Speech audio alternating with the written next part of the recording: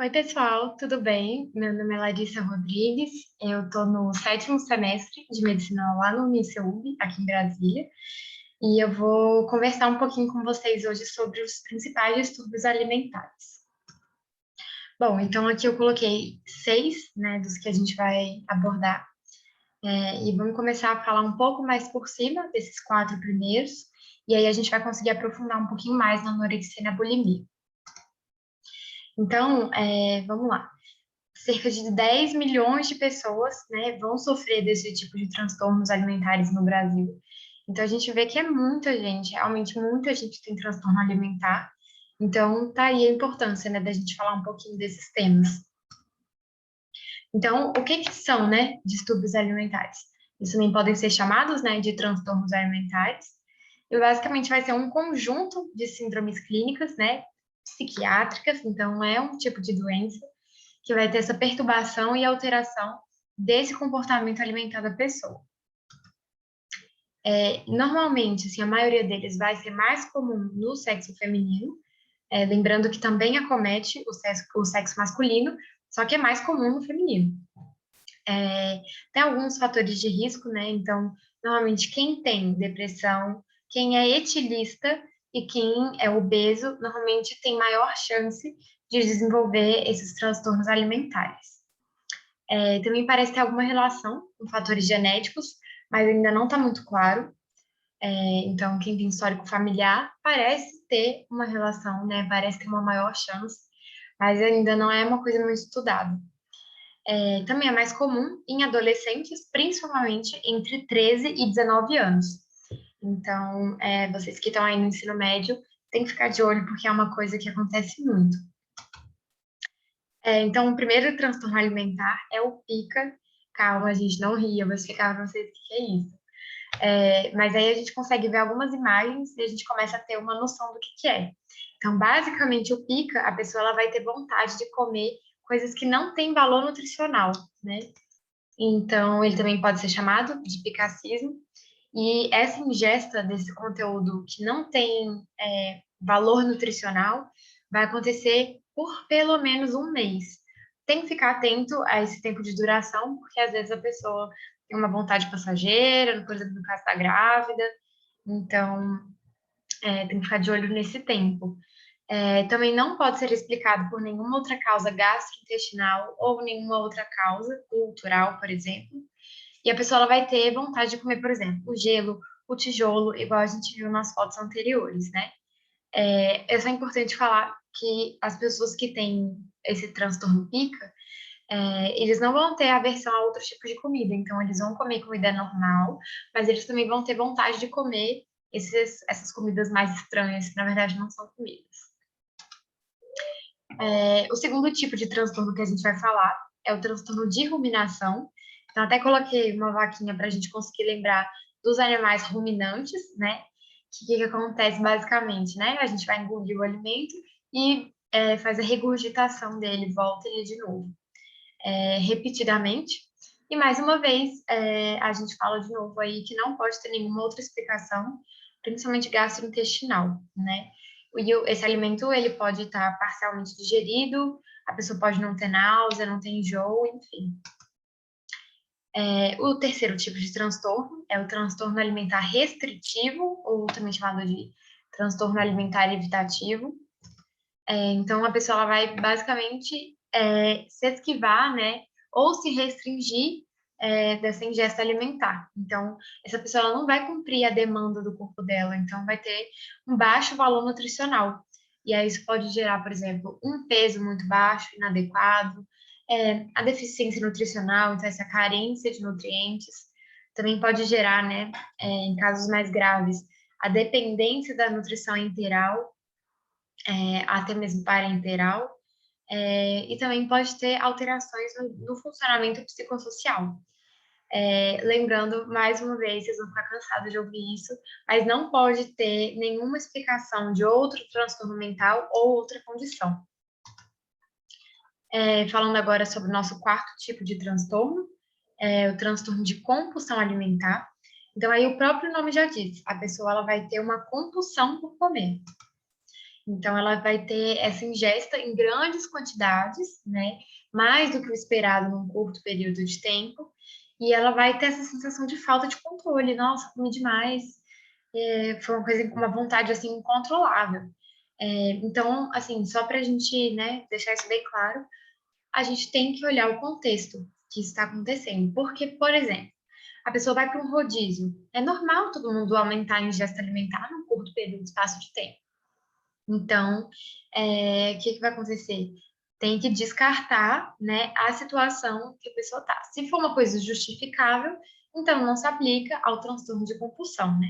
Mas se aplicar, né, se for assim, por exemplo, no dia a dia do nada, não tem rodízio, não tem uma festinha, não tem nada, então tem que ficar de olho nesse tipo de transtorno.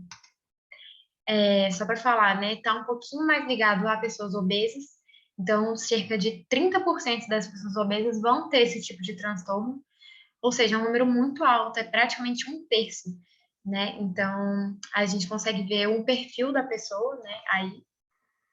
E esse número, né, como ela, de calorias, a pessoa ingere muito mais do que o corpo dela precisa, ela vai acabar tendo um aumento do peso, né? Vai acabar engordando consideravelmente. Indo para o nosso quinto transtorno. Aqui eu queria agora só diferenciar com vocês alguns outros, antes da gente passar para a anorexia mesmo. Mas, assim, só fazer um panorama. Então, a anorexia, a pessoa ela vai ter um medo muito grande de engordar. Então, ela já vai querer restringir a ingesta alimentar dela. Então, ela já não vai querer comer para não engordar.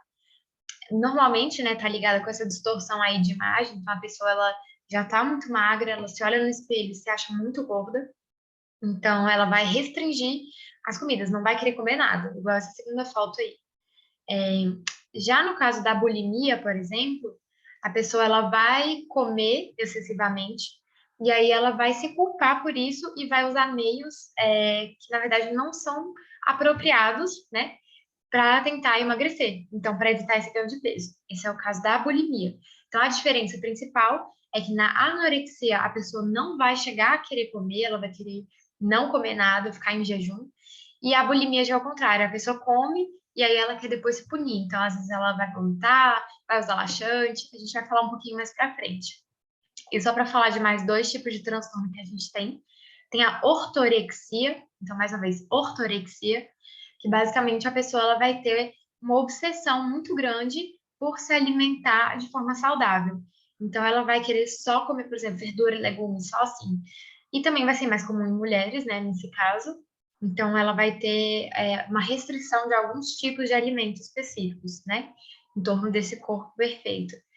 E aí também tem a vigorexia. Mais uma vez, vigorexia. Ela é mais comum em homens, principalmente fisiculturistas. É, e aí, nesse caso, a gente também vai ter uma distorção, né, do corpo da pessoa. Então, ela vai se olhar como uma pessoa mais magra e ela vai estar super bombada, super forte. Então, nesse caso, ela vai ter uma obsessão pelo desenvolvimento muscular. Então, isso acontece principalmente em homens, né? Que vão para academia, se acham frango, mas tá super bombado já. Então, esse é a vigorexia. Bom, agora entrando um pouquinho mais a fundo, né, na anorexia, vamos lá. Ela vai ser caracterizada por três critérios essenciais, principais. Então, essa é inanição autoinduzida até um grau significativo, ou seja, a pessoa vai parar de comer por conta própria, né, até um grau significativo. O segundo, vai ter uma busca incessante por magreza ou um medo mórbido de engordar. Então, assim, aquele medo muito grande da pessoa engordar, a pessoa realmente quer ser magra, ela se olha no espelho, se acha gorda. O terceiro vai ser presença de sinais e sintomas resultantes dessa inanição, né? Então, dessa falta de alimentação, digamos assim. Então, vai ter todos esses sintomas, né, que a pessoa pode ter. Então, vamos lá, próximo. A pessoa pode ou não ter essa distorção da imagem corporal. Então, tá aí uma foto, né, de uma pessoa mais magra, ela se olha no espelho e se acha muito gorda. Só lembrando que isso não é patognomônico. Então, se a pessoa tiver isso, não significa que ela tem anorexia, tá? Se a pessoa ela se olha no espelho, se acha gorda e na vida real ela é magra, isso não necessariamente é anorexia. para ser anorexia, ela tem que cumprir aqueles 3 critérios que a gente acabou de falar. Então, vamos lá. Também é mais comum em mulheres, né? Então, a gente vê que é muito mais comum em mulheres. Começa também com a adolescência.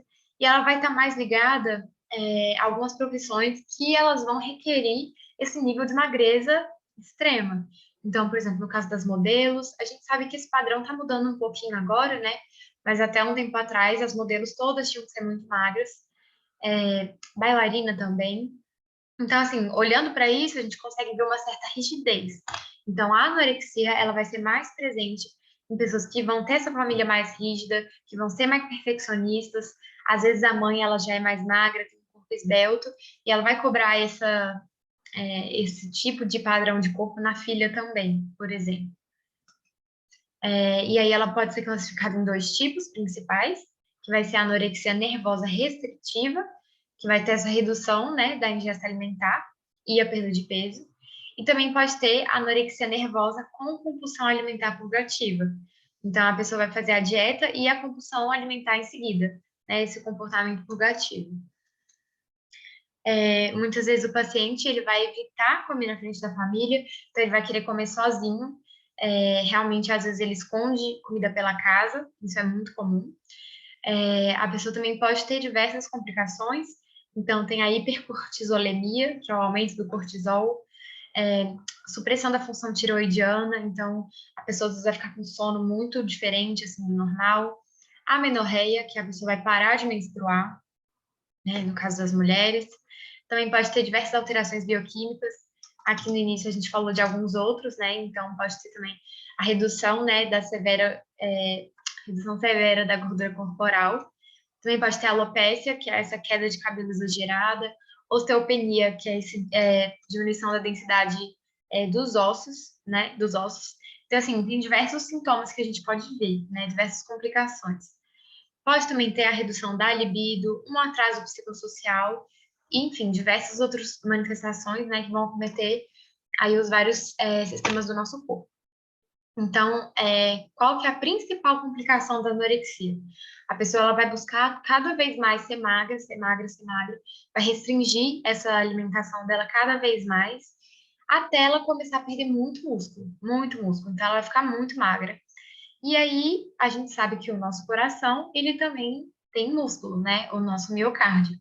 Então, quando a pessoa ela começar a perder muito músculo, ela também vai perdendo o miocárdio, né? Esse músculo cardíaco até que o coração dela não vai conseguir contrair direito, não vai ter essa força de contração, e aí a pessoa vai morrer por falência cardíaca, tá? Então, principal causa de morte aqui, né, a longo prazo, vai ser a falência cardíaca. E falando de novo, né, sobre o nosso diagnóstico, então, de acordo com esse manual que saiu, né, que é o DSM-5, a pessoa tem que ter o baixo peso induzido e o medo de engordar, perturbação da imagem corporal, e de acordo com o CID-10, né, que é uma outra diretriz que a gente tem, a pessoa também vai ter alterações hormonais. E como que a gente vai tratar, né? Como é que a gente vai ajudar essa pessoa? Então, basicamente, ela vai precisar de terapia, porque é um transtorno psiquiátrico, né? Então, a pessoa está doente na cabeça, tem que curar primeiro a cabeça. Claro que se a pessoa ela tá assim, teve, por exemplo, essa parada cardíaca, né, o coração dela parou, a gente não vai mandar ela para terapia, isso é claro. Então, se a pessoa estiver estável, se ela não tiver com risco de vida, estiver tranquila, a gente encaminha para terapia, né? Já em casos mais graves, a gente pode precisar, né, hospitalizar a pessoa. Então, a gente vai tratar todas essas complicações, a desidratação, é, esse distúrbio hidroeletrolítico, né, que a pessoa pode ter, essa inanição também pode ter diversos, né, problemas. Enfim, então a gente tem que tratar essas complicações, tá? Não tem, infelizmente, nenhum tipo de medicamento que a gente fale assim, a pessoa está com anorexia, toma isso. Não existe, tá? Então, vai ser mais tratar essas complicações e, claro, fazer a terapia para a gente conseguir tratar o que está desencadeando isso, que é um transtorno psiquiátrico. Falando um pouquinho agora da bulimia nervosa, então aí tem uma imagem da pessoa vomitando, a gente consegue lembrar, né, que essa indução por meios não convencionais, por meios inapropriados, né, para perder peso. Então, basicamente, a pessoa ela vai ter episódios de compulsão alimentar e ela vai tentar interromper esse ganho de peso. Então, ela vai fazer diversas coisas, né? Então, a pessoa pode ter a dor abdominal, porque às vezes ela fica muitas horas sem comer, de propósito, né? Faz esse jejum muito longo.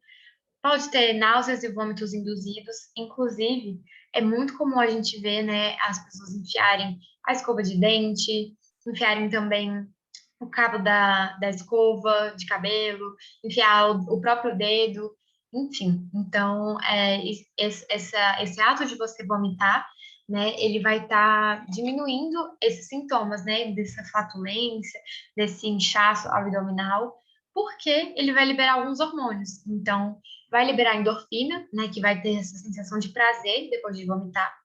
E também tem a questão da serotonina, que vai estar relacionada a essa sensação mais de saciedade, que também vai ser liberado. Então, a pessoa, né, vai fazer náuseas, vômitos induzidos, também pode fazer exercícios em excesso. A pessoa comeu muito, aí ela passa, sei lá, 3 horas correndo, 4 horas correndo, malha um tempão por dia, enfim. E também pode fazer uso de diuréticos e laxantes, então, para fazer muito xixi e evacuar muito também. Lembrando mais uma vez, né, no tempo, na frequência, então esses episódios de compulsão alimentar têm que acontecer pelo menos uma vez por semana, por 3 meses, né? Então, aqui já vai ser o perfil um pouco diferente da anorexia, igual a gente estava falando, né? Na anorexia, a pessoa vai ter a perda de peso muito grande, né? Muito exacerbada. E aqui não vai ter. A pessoa, normalmente, ela vai ser uma pessoa que você olha, se você não conhecer a pessoa, às vezes você não consegue reconhecer que ela tem uma bulimia, porque o padrão corporal dela é normal, ela vai ter um peso normal. Por mais que ela tenha, né, essa busca por estar magra. Então, aqui, a pessoa normalmente ela vai ter um perfil familiar, digamos assim, um pouco diferente. Na anorexia, a gente viu, né, que normalmente os pais são mais rígidos, né, são mães esbeltas que também vão cobrar isso das filhas. Aqui já não vai ser assim, né? A família normalmente vai ser um pouco mais negligente, vai ser mais rejeitadora, vai ser desequilibrada, pouco afetuosa, enfim. Então, depois que a pessoa tem esse sentimento de compulsão, ela vai se sentir culpada, né? E pode até entrar em depressão, pode ter uma auto-indignação, enfim. E aí, igual a gente já tinha falado, né? Mais comum em mulheres, principalmente no final da adolescência. Vamos classificar a bulimia, então, galera? Pode ser tipo purgativo, então vão ser essas pessoas que vão induzir o vômito, vão fazer laxante, diurético, e aí podem ter diversas complicações, igual a gente já tinha falado. A diferença é que aqui, a pessoa, por vomitar muito, ela pode lesar, por exemplo, o esôfago, o esmalte do dente vai ficar desgastado por conta do ácido, né, que vai sair do estômago. Então, a gente vai ter um pouco, os sintomas são um pouco diferentes aqui. E aí, também tem o tipo não purgativo, né? A pessoa ela vai usar a dieta restritiva, os jejuns rigorosos, os exercícios também muito exacerbados, enfim. E aqui está um pouquinho dos sintomas que a gente pode encontrar, né, do quadro clínico da pessoa com bulimia. Então, ela pode ter calosidade em dorso de mão, aqui assim na mão, que é o sinal de Russell. Também pode ter essa erosão do esmalte dentário, igual a gente já falou, cáries, hipertrofia também das glândulas salivares. A gente pode ter também a dor abdominal por conta desse tempo muito grande sem comer, igual a gente já falou. A gastrite, né, por conta desse ácido aí que vai estar indo e voltando. A esofagite, hérnia de hiato, constipação, né, porque a pessoa usa muito laxante e aí acaba desequilibrando essa flora intestinal da pessoa também. No circulatório, né, vai ter as arritmias. No sistema excretor e hematológico vai ser principalmente, né, a desidratação e o distúrbio hidroeletrolítico, igual a gente já falou. Aí também vai ter alteração, né, na menstruação, então a pessoa pode tanto parar de menstruar, quanto ficar com o ciclo completamente bagunçado. E também a gente pode ter outros tipos de alteração, né, na libido, enfim, a gente já falou de vários por aí. Como que a gente vai diagnosticar essa pessoa, né? Então, também tem esse manual, né, o DSM-5. Ele, só falando um pouquinho dele, ele foi muito importante, porque ele vai padronizar o diagnóstico das principais doenças psiquiátricas, enfim. Então, ele foi muito bom. E aí, vamos lá, vamos voltar aqui. Tem que ocorrer pelo menos uma vez por semana, durante os 3 meses, né? Igual a gente já tinha falado. O que é que tem que acontecer? O episódio de compulsão alimentar e ou o comportamento compensatório inapropriado, né? É, então, a pessoa também vai ter essa autoavaliação relacionada ao corpo. E lembrando que tem que excluir a anorexia, né? Porque elas são muito parecidas. Então, assim, na prática, às vezes é muito difícil a gente diferenciar uma da outra. Mais uma vez, entra aí a questão da perda de peso, gente. Fiquem atentos, porque na bulimia o perfil é diferente da anorexia e aqui não vai ter essa perda de peso grande que nem vai ter na anorexia. O tratamento, mais uma vez, vai ser a psicoterapia, né? Por quê? Porque é um distúrbio psiquiátrico. Então, se a pessoa ela tá com um problema aqui, que está gerando, né, isso tudo, tem que tratar o que está causando isso tudo. E aí, em casos graves, mais uma vez, o atendimento hospitalar. Então, só uma coisa que está aqui nesse slide e não está nos outros é o risco de suicídio.